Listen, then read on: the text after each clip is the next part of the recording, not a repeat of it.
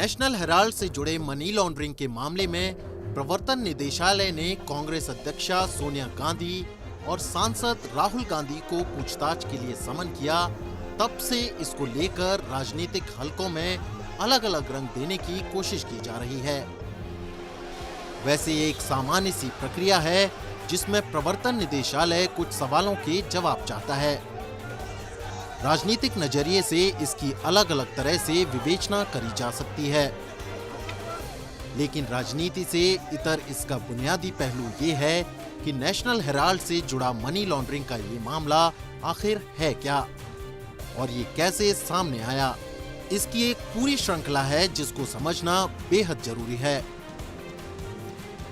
नवंबर 2012 में जाने माने राजनेता सुब्रमण्यन स्वामी ने नेशनल हेराल्ड को लेकर एक मामला दर्ज कराया। केस आगे बढ़ा और इस मामले में दिसंबर 2015 दिल्ली की पटियाला कोर्ट ने सोनिया गांधी और राहुल गांधी समेत दूसरे आरोपियों को जमानत दी। आरोपियों की तरफ से सुप्रीम कोर्ट का भी रुख किया गया, लेकिन 2016 में सुप्रीम कोर्ट ने कांग्रेस के नेताओं के खिलाफ कार्रवाई रद्द करने से मना कर दिया। इस केस में एक अहम पड़ाव उस वक्त आया जब सोनिया गांधी और राहुल गांधी की तरफ से आयकर विभाग के नोटिस के खिलाफ दायर की गई याचिका को खारिज कर दिया गया। इस फैसले को सुप्रीम कोर्ट में चुनौती दी गई, लेकिन सुप्रीम कोर्ट ने इसे खारिज कर दिया और कहा कि आयकर जांच चलती रहेगी। नेशनल हेराल्ड से जुड़े मामले को लेकर जो आरोप हैं वो बेहद गंभीर हैं। इसकी पूरी श्रृंखला जानना समझना बेहद जरूरी है। नेशनल हेराल्ड की स्थापना 1938 में पूर्व प्रधानमंत्री जवाहरलाल नेहरू ने की थी। नेशनल हेराल्ड का मालिकाना हक एसोसिएटेड जनरल लिमिटेड यानी एजेएल के पास था, जो नवजीवन और कौमी आवाज नाम के दो अखबार निकाला करता था। साल 1956 में एसोसिएट जनरल लिमिटेड यानी एजेएल को गैर व्यावसायिक कंपनी के तौर पर स्थापित किया गया। साथ ही इसे कंपनी एक्ट की धारा 25 से भी मुक्त कर दिया गया। यहीं से इसका डाउनफॉल शुरू हुआ और फिर ये कंपनी धीरे धीरे घाटे के दलदल में फंसती चली गई। और फिर एक ऐसा समय आया कि इस कंपनी के ऊपर 90 करोड़ का कर्ज हो गया। यहाँ ये जानना जरूरी है कि इस कंपनी का 76% शेयर सोनिया गांधी और राहुल गांधी के पास था, जबकि बाकी का शेयर मोतीलाल वोरा और ऑस्कर फर्नांडीज के पास था। जाहिर है कि ये सारे नेता कांग्रेस से जुड़े हैं, लिहाजा कांग्रेस पार्टी ने 90 करोड़ का लोन यंग इंडियन नाम की कंपनी को ट्रांसफर कर दिया।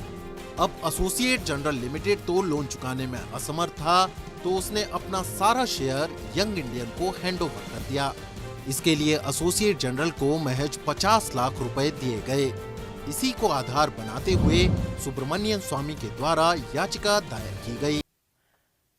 देश की राजधानी में भ्रष्टाचार के समर्थन में कांग्रेस पार्टी आज मैदान में उतरी है। जिन्होंने न्योता दिया कांग्रेस के कार्यकर्ताओं को, उस परिवार के बारे में आज आपके सम्मुख कुछ प्रश्न रखना चाहती हूं, कुछ बातें रखना चाहती हूं। जो जेल से बेल पर हैं, उन्होंने घोषणा की है कि आओ दिल्ली को घेरो, क्योंकि हमारा भ्रष्टाचार पकड़ा गया है।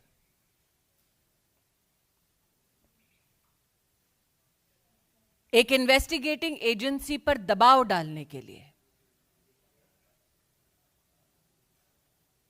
कांग्रेस शासित राज्यों के वरिष्ठ नेताओं को विशेष आमंत्रित किया गया है। इन्वेस्टिगेटिव एजेंसी के ऊपर दबाव डालना खुलेआम कांग्रेस की इस रणनीति को आप क्या नाम देंगे? भ्रष्टाचार के किन मुद्दों पर राहुल गांधी को तलब किया गया है, उन पर थोड़ा विचार करें। एक ऐसी कंपनी 1930 के दशक में गठित होती है जिसका काम है अखबार का प्रकाशन। उस कंपनी का नाम एसोसिएटेड जर्नल लिमिटेड। उस वक्त जिसके शेयर होल्डर थे 5,000 से ज्यादा स्वतंत्रता सेनानी और जिस पर अब कब्जा है गांधी खानदान का।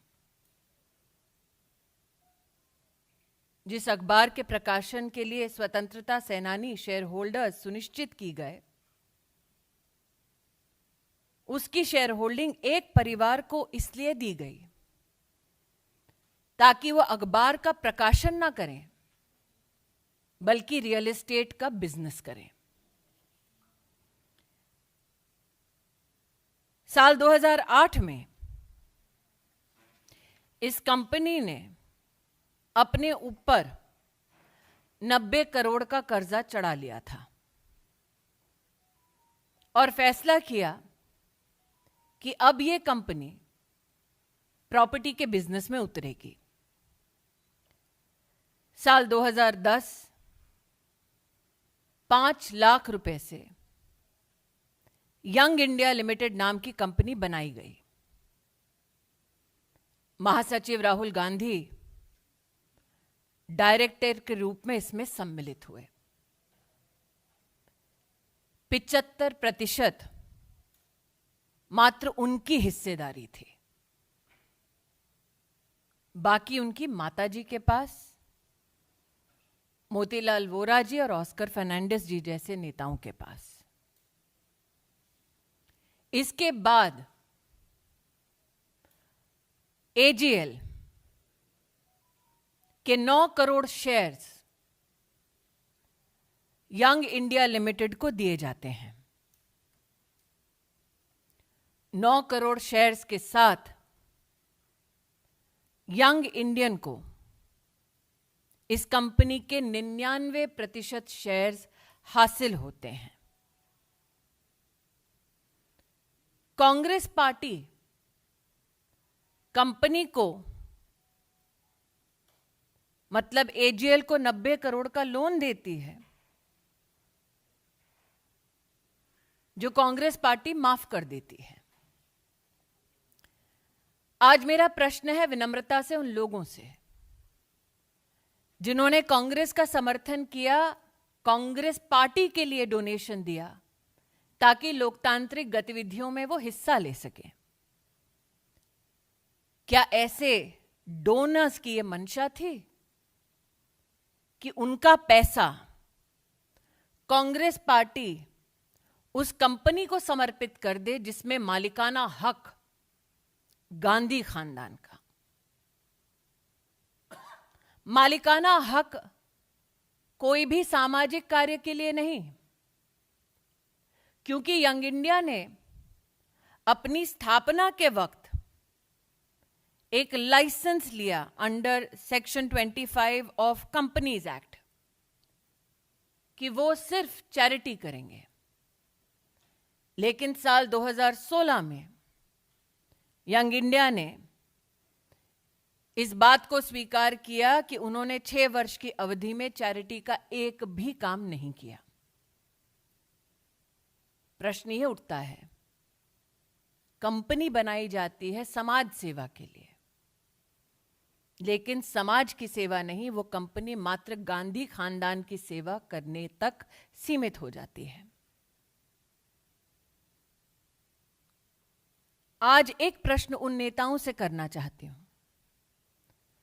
जो ईडी के ऊपर दबाव डालने के लिए दिल्ली में उपस्थित हुए हैं। आपको राहुल गांधी अगर मिले तो उनसे पूछिएगा कि उनका संबंध डोटेक्स मर्चेंडाइज प्राइवेट लिमिटेड के साथ क्या है। डोटेक्स मर्चेंडाइज प्राइवेट लिमिटेड हवाला एंट्री ऑपरेटर कोलकाता से संबंधित है, जो कैश के बदले चेक देती है,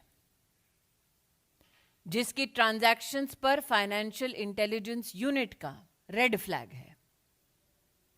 जो कांग्रेस के कार्यकर्ता आज दिल्ली में एकत्रित हुए हैं वो राहुल गांधी जी से पूछिए कि गांधी खानदान का संबंध डोटेक्स मर्चेंडाइज प्राइवेट लिमिटेड से क्या है।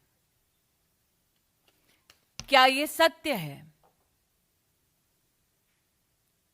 कि डोटेक्स मर्चेंडाइज प्राइवेट लिमिटेड के साथ उन कंपनीज का संबंध है जिसमें मालिकाना हक राहुल गांधी, सोनिया गांधी और जिसका संबंध श्रीमती वाड्रा से है। आज जो लोग इन्वेस्टिगेशन एजेंसीज पर दबाव डालना चाहते हैं उनका ध्यान आकृष्ट करूंगी दिल्ली हाईकोर्ट के 2019 के एक जजमेंट के वाक्य पर। The entire transaction of transferring shares of AGL to Young India was nothing but a clandestine and surreptitious transfer of the lucrative interest in the premises of Young India. अर्थात AGL के ऊपर राहुल गांधी का, सोनिया जी का मालिकाना हक गैर कानूनी तौर पर संपत्ति पर अधिकार जमाने का एक प्रयास है।